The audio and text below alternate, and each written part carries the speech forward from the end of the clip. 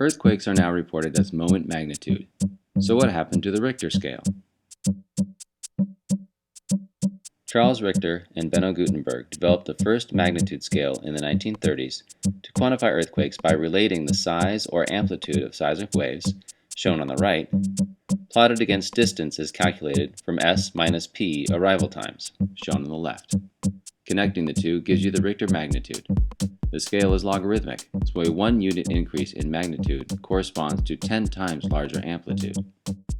The limitation was that seismologists measured certain frequencies, which meant that the signals from large earthquakes weren't adequately represented, like not being able to hear the bass notes on your laptop speaker. That meant that the Richter scale underestimated the size of large earthquakes. Seismologists have since developed far more sensitive seismometers that, with faster computers, have enabled them to record and interpret a broader spectrum of seismic signals. These improvements allowed them to better determine the energy released by large earthquakes. In 1979, they connected the seismograph recordings with the actual physical displacements that occurred during an earthquake.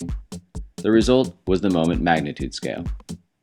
Seismologists no longer look at only the amplitude of seismic waves, but instead use much more information contained in the seismogram to calculate what is called the seismic moment.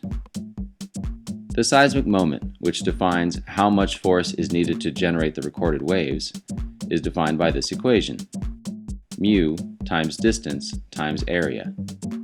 Mu is rock rigidity. It describes the resistance of the rock to bending when force is applied and is a constant for a given rock material. More elastic energy is stored bending rocks of high rigidity than is stored bending rocks of low rigidity. For example, this brick has high rigidity and when bent or sheared would yield a strong earthquake. The cake has lower mu and shears easily. Rock rigidity is lower in the crust than it is in the mantle.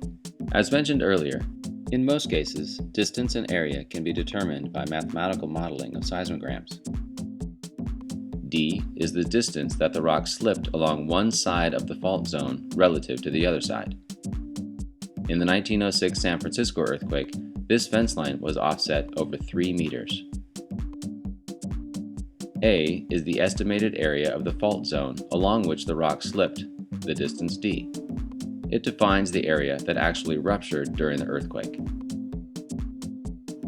Let's watch an earthquake happen. The arrows show forces building on opposing sides of a fault. Growing stress that will be relieved in the earthquake will be shown in red. Here we see blocks of rock move in opposite directions along a strike-slip fault zone, such as the San Andreas Fault in California. Potential energy, in the form of elastic energy, is stored in Earth's crust or mantle, building stress as the ground slowly deforms between large earthquakes. Take a look below the ground at the earthquake rupture that defines the seismic moment. That equation is then plugged into the moment magnitude equation, which is used by seismologists to measure the size of earthquakes in terms of the energy released, not just the amplitude of the recorded waves. The constants in the moment magnitude scale are chosen such that at smaller magnitudes, the moment magnitude matches the Richter scale. To truly appreciate this, consider the changes in the earthquake rupture required to increase the moment magnitude by 1 unit. Either the area of rupture or the slip distance, or both, must increase so that the product of slip distance times area increases by a factor of 32. While the amplitude of shaking caused by a magnitude 5 earthquake is 10 times larger than for a magnitude 4 earthquake, the energy released increases by about 32 times for each unit increase in magnitude. To understand the scaling, we'll look at the effects of the rupture area by using pasta as a model for magnitude. The cross-sectional area of a strand of spaghetti is about 1 square millimeter. When you break the noodle, it makes an earthquake of, let's just say, magnitude 5 for our model. Mu is constant for all strands of pasta, and for D, we'll use 1 millimeter of displacement across the fault.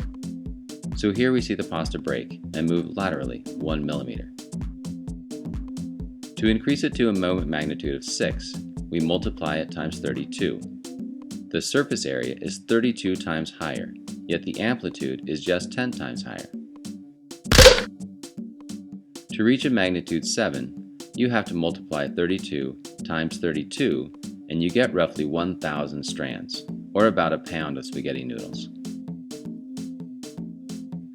To get a magnitude 8, you need 32,000 pieces of spaghetti. A magnitude 9, on the other hand, would require 1,000,000 pieces of spaghetti. A magnitude 9 releases 1,000 times more energy than a magnitude 7 earthquake.